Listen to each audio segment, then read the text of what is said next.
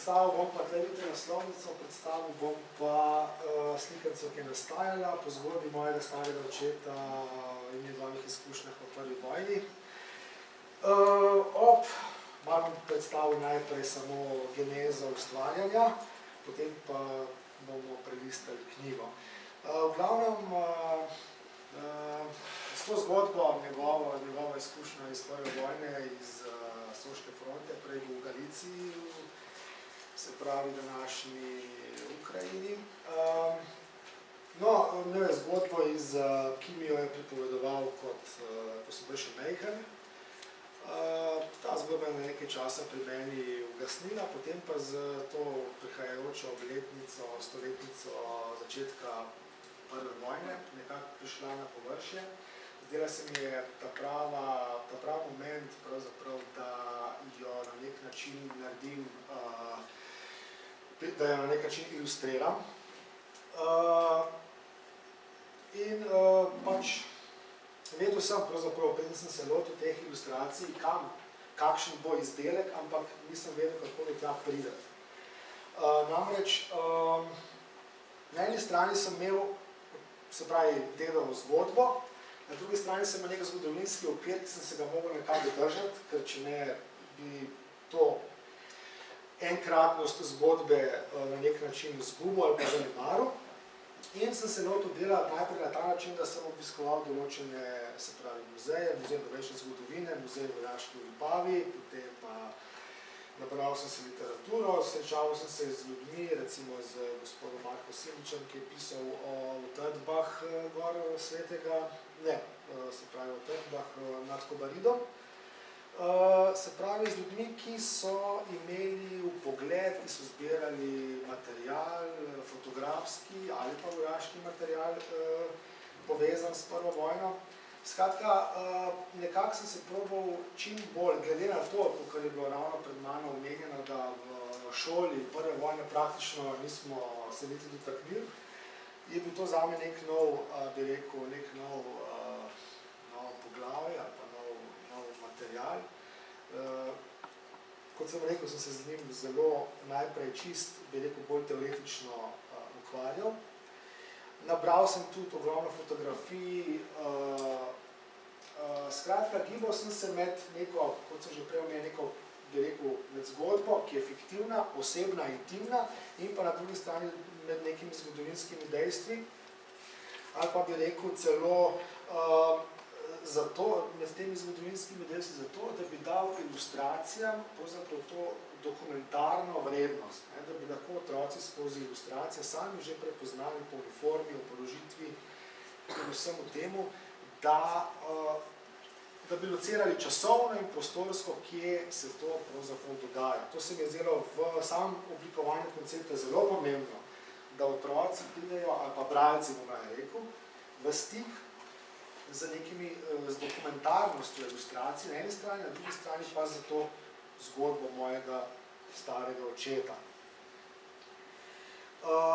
Se pravi, kot sem omenil, na eni strani raziskovanje materijala, na drugi strani zgodba, ki je fiktivna, predstavljena je fiktivna, oziroma jaz sam sem se dovolil postaviti v neko okolje z nekimi vojaki in tako naprej.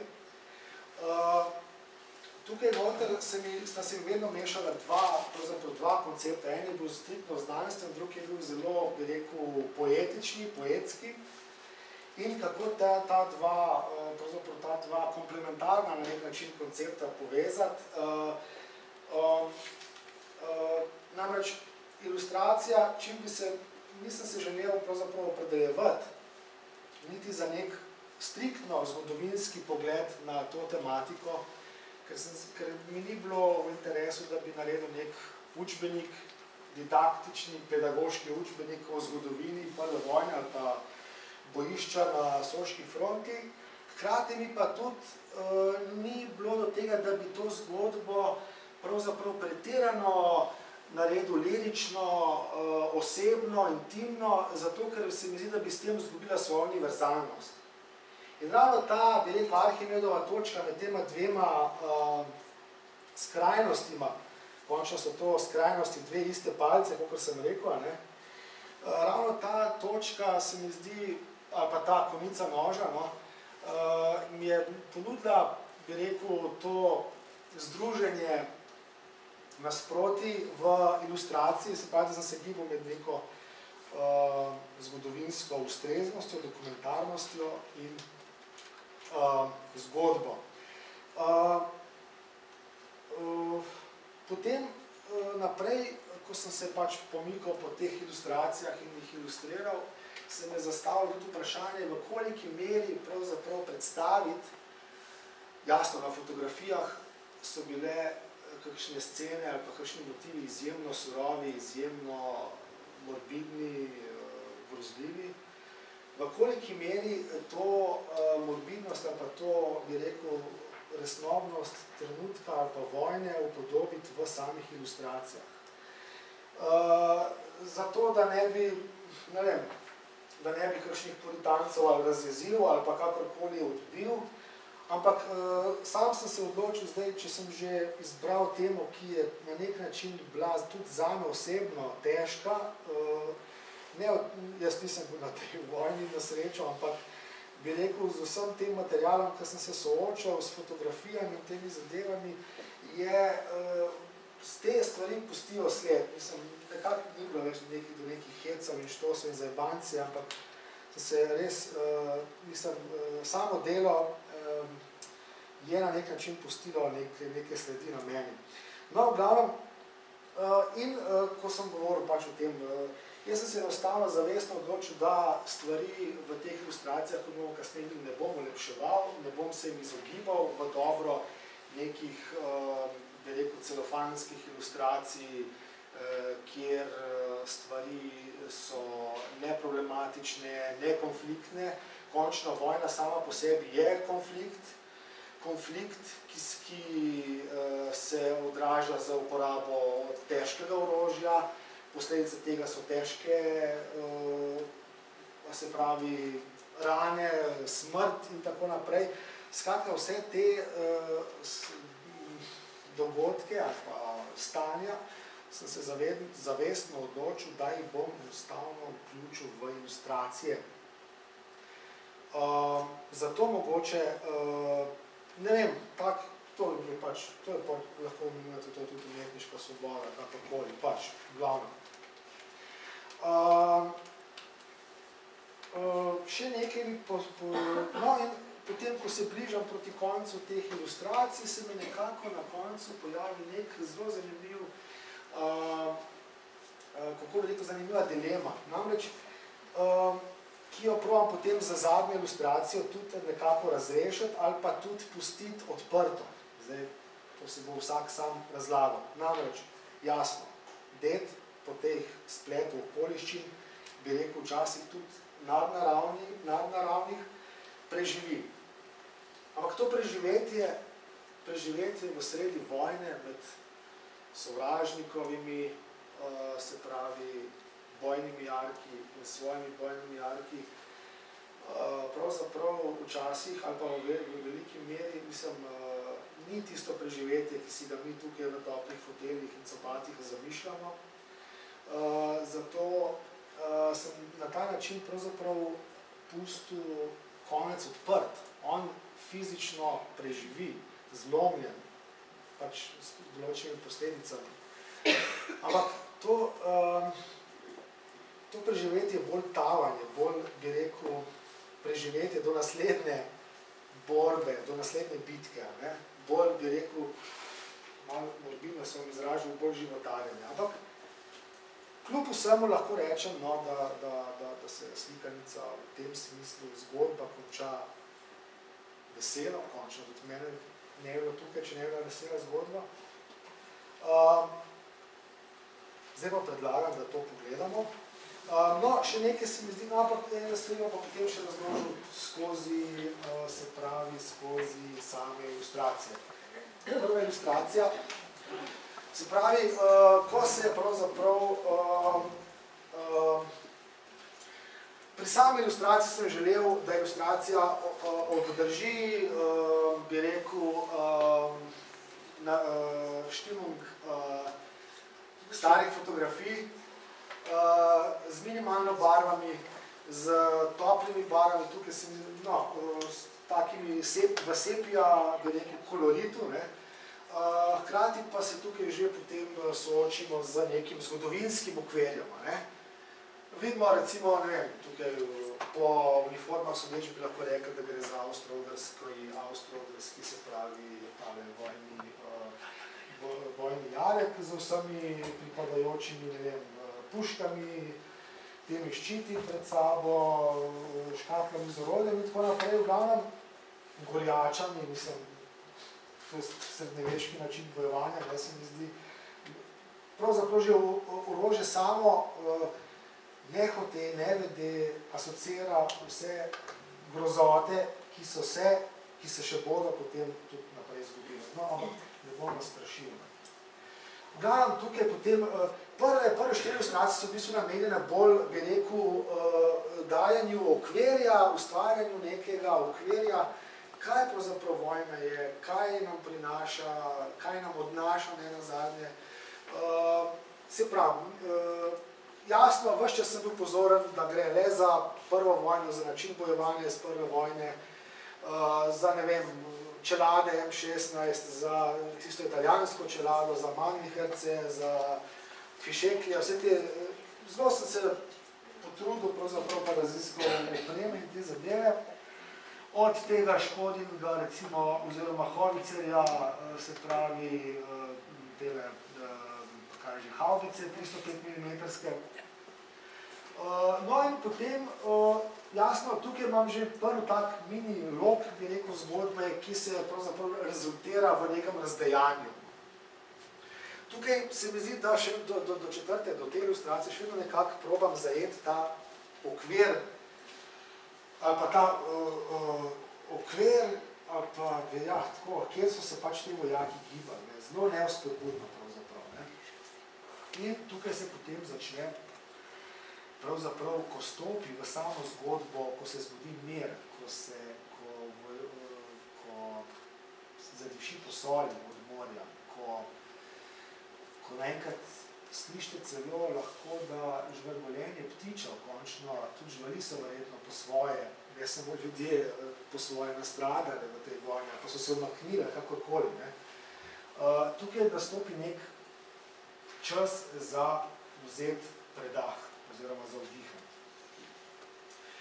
No in selimo se pravi spet v nek zelo konkreten, zelo določen, se pravi, vojni jarek, na položaje, v prvo vojno linijo, kjer se pač v zavetje, kjer vojaki počivajo, kjer počivajo med dvema bitkama, kjer pravzaprav nabirajo moči ali pa pišejo pisma, karkoli, ali ne vem, pač nekaj se dogaja, ne. In tukaj se potem ta moja, oziroma zgodba mojega starega očeta začenja. Začenja se s prikazom svetlobe, prihaja iz te strani, ni naključje, da je ravno prvi, ki bo to svetlobo doživel Franc Jožef, ne. No in potem nadaljujemo naprej, ko se pravi star oče vstane. Zdaj razlagam zgodbo. Ko boste kupili knjigo, si jo boste prebrali, jaz se bom zelo schematsko razložil. Skratka, ta svetloba, za katero se potem izkaže, da imamo, oziroma se je že kar znala, sledi ji in sledi tej svetlobi, tej magni, pravzaprav svetlobi skozi njo. Tukaj vidimo, tudi dosti si dal popravka z, kako so imeli recimo opremljena te kaverne, z zemljevidi, z nekimi pečmi, z jasno, z edino možno uteho v teh hudih časih. Potem so bile razne fotke, reklame, vse živo je bilo, tukaj sem nekaj od tega sem upodobil, nisem pa preveč upodobil, čeprav tega ogromno obstaja, ravno zato ne, da ne bi pravzaprav skrenil pozornosti bralca ali pa gledalca na neke nebistvene zadeve. No in tukaj sledi že v ta prvi jarek. Moj ded sledi mami, ki ga vodi pravzaprav ven iz te kaverne. In ona gre ven na nek brisen prostor, ki je prostor med sovražnikom in bi rekel, našimi domačimi vojaki, kjer pravzaprav vsak trenutek lahko se sproži strel, lahko se sproži ponovna bitka, vsi so na preži, vsi stražarji so popolnoma v adrenalinskem stanju. Ded, ampak nekaj ste pa pomembnega pozabil, tudi tukaj da vidite, namreč ves ta čas pa mojega deda kliče, kot da bi ga zvabila ven iz te kaverne. On se jasno povzpne na lestev, verjetno kljub vsemu ne izgubi ravno razsodnosti, da bi stekel čez to bodečo žico in do nje. V tistem trenutku pa, ko je on zunaj, udari eksplozija v to kaverno. Se pravi, eksplozija, verjetno je predvidevam, da je bila topovska granata, z sovražnikovih položajev. To je ta moment, kjer pravzaprav se ta zgodba nekako, ne vem, doživi svoj vrhunec, čeprav kakšen ni prav zelo radosten ta vrhunec, ampak no in tukaj potem je ta epilog te eksplozije, se mi zdi, pravzaprav z njegovim koncem, in fotografijo jasno mame, se pravi njegove mame. To je ta konc, o katerem sem prej govoril, namreč, da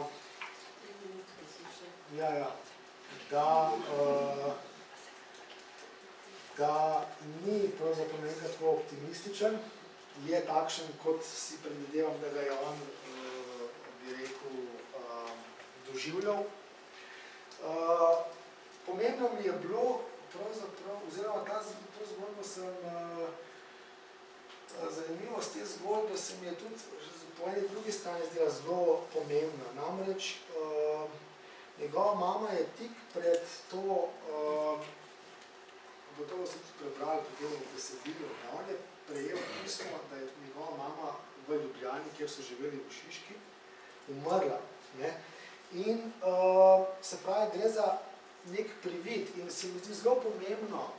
Predstavljate si, da ste na taki bitki, kjer milijone ljudi umira,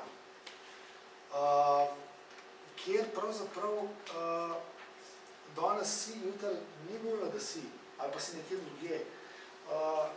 V takih situaciji po moje se sprožijo določene nadnaravne, zdaj pa to je zelo tak čudaški izraz, danes je zelo rabljena, neke psevdo, ne vem, kako naj to imenujem, neke nadnaravne sposobnosti, uvidi, prividi, ljudje začnejo, se mi zdi vojaki, pa jasno, gre to za 17-letnike, ali pa, kako je recimo v tem primeru moj staroči star. Čist neke druge energije začnejo tukaj, obvladujejo posameznike. In to se mi zdi mogoče ravno ta ključen moment, da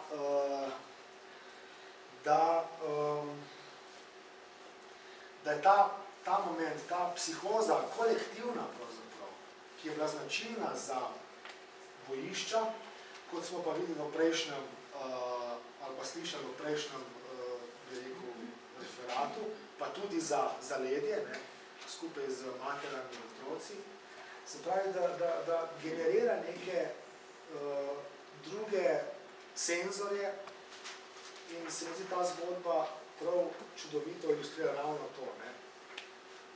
Pod pritiski, v nekih, bi rekel, neobičajnih situacijah človek postane izredno senzibilen. In to mogoče je na nek način, to je eden od mojih ciljev, ki sem ga si želel v tej slikanci doseči. S to ilustracijo pravzaprav se potem mama razblini, slikanica se pa konča.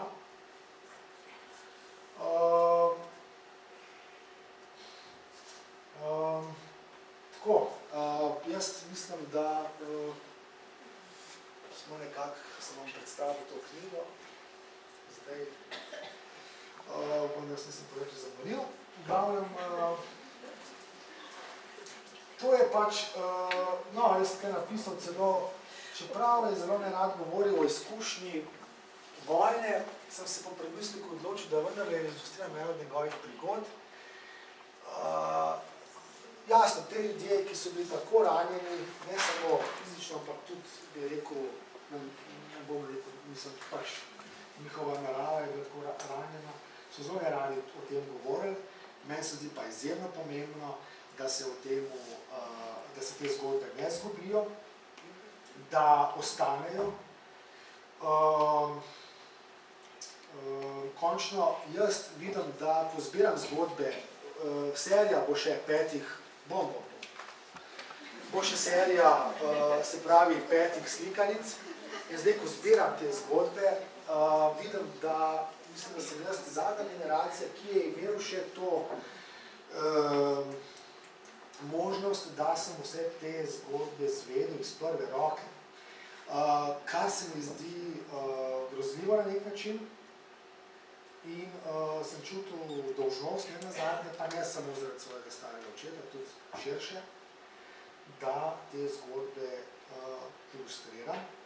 Zdaj sem v fazi še nabiranja 4 zgodb in do leta 18, mislim, izdati 5 slikanic, ki ne bodo zadevale jasno na vašo srečo samo vojakov, pa na mojo tudi, ampak se bodo ukvarjali mogoče tudi z otrocmi, ženskami, živalmi ne nazadnje. Tudi živali so v logistiki in v vseh teh zadevah zelo sodelovali in trpele verjetno.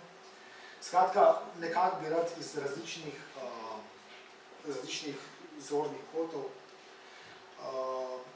obeležil stoletnico prve vojne in začetka in še lepšega konca prve vojne.